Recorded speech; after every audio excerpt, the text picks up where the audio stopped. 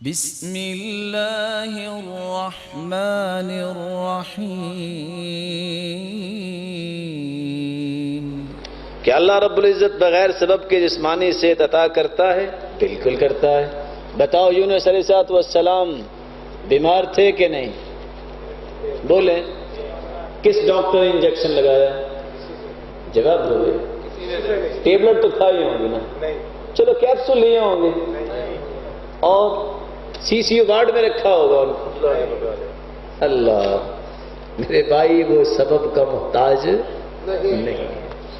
اس نے جو کدو کی بیل اگائی، اسی کو ڈاکٹر پی ایچ ڈی بنا دیا کہ علاج تم نے کرنا۔ کون سا دودھ وہاں پیا؟ فَأَنبَتْنَا عَلَيْهِ شَجَرَةً مِّن يَقْطِينٍ، کدو اگایا اور اس کو ڈاکٹر بنا دیا۔ وہ جس سے چاہے کام لے سکتا ہے، وہ کسی سبب کا محتاج۔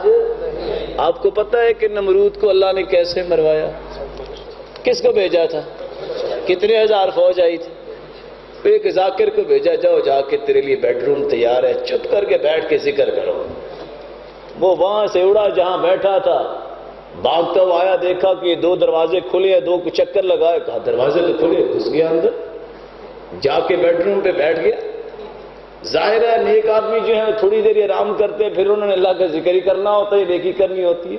اس نے تھوڑے سے دو چکر لگائے، ذکر میں مشغول ہو گیا، اس کو مصیبت پڑ گئی، یہ کیا ہو گیا؟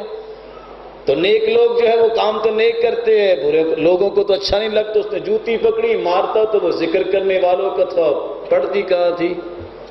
اپنے ہی سر پہ، اور آخر مر گیا۔ تو اللہ رب العزت کسی سبب کا محتاج نہیں، وہ تو مچھروں سے بندے مروا دیتا ہے۔ وہ پانی کو حکم دے 2-2 لاکھ بندے مار دیتا ہے، کوئی پوچھنے والا ہی نہیں ہے۔